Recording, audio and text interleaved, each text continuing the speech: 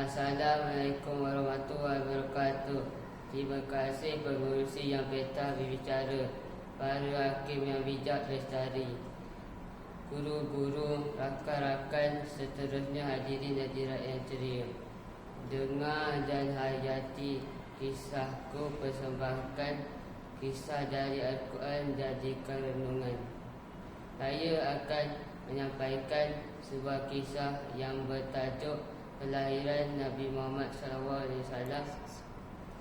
Muhammad bin Abdullah bin Abdul Muttalib merupakan keturunan Bani Hashim dari kaum Quraisy Mekah, yang ayahnya bernama Abdullah bin Abdul Muttalib, yang merupakan seorang pembesar Quraisy yang besar pengaruhnya. Ibunya pula bernama Aminah binti Wahab, yang berasal dari Bani Zuhra. Diberi nama Muhammad, membawa maksud terpuji sesuai dengan tugas baginda yang diutus Allah SWT sebagai Rasul akhir zaman. Malam Isnin subuh yang indah, 12 Rabiul Awal yang cerah, 20 April tahun gajah, Laila juga yang saadah. Kawan-kawan, marilah kita bersama-sama kita berselawat ke atas Nabi Muhammad SAW sebagai tanda kasih kita. Sallallahu ala Muhammad sallallahu alaihi wasallam. Adapun tahun kelahiran Nabi Muhammad SAW dikenali sebagai tahun gajah kerana pada masa itu sebuah peristiwa besar telah berlaku di kota Makkah. Tercatat juga dalam sejarah kerakusan tentera bergajah diketuai Raja Abraha ingin menyerang kota Mekah, namun mereka tertewas kalah.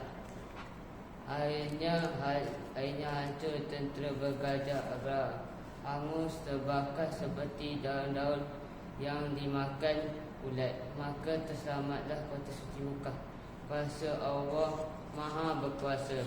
Firman Allah dalam surah Al-Fil ayat 3 hingga 4. Warsa'ala alaihim tayran ababil tarmihim bihijaratin min sijjil. Maksudnya, dan dia mengirimkan kepada mereka tentera Abraha dan burung-burung yang berbondong-bondong yang melempari mereka dengan batu dari tanah yang terbakar. Ingatlah para hadirin, ia seperti virus corona yang melanda dunia hari ini. Penawar atau vaksin masih belum ditemui selagi Allah belum mengizinkannya. Suatu hari Aminah bermimpi didatangi seorang, kemudian berkatalah orang itu kepadanya, sesungguhnya engkau mengandung pemimpin umat ini. Jika engkau melahirkannya, ucap aku meminta perlindungannya kepada Allah yang Maha Esa dan kebukan semua pendengki, dan beri nama dia Muhammad.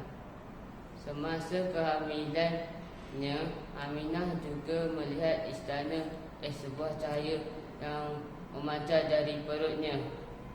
Dengan cahaya itu ia dapat melihat istana-istana besar di Syam. Kejadian menunjukkan bahawa di masa depan Muhammad akan diangkat sebagai Nabi Allah. Biasanya bayi yang baru lahir sudah tentu menangis, tapi Muhammad tidak begitu. Dia diam sahaja.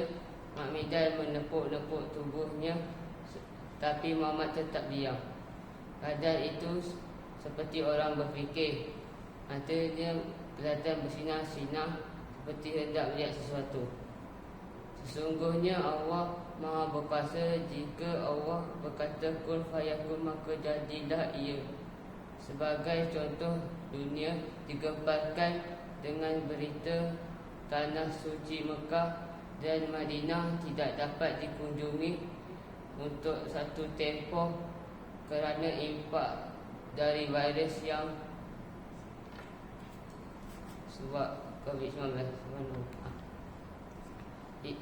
Ya hadirin sekalian, wajib ke atas kita mentaati Rasulullah selepas kita mentaati Allah SWT.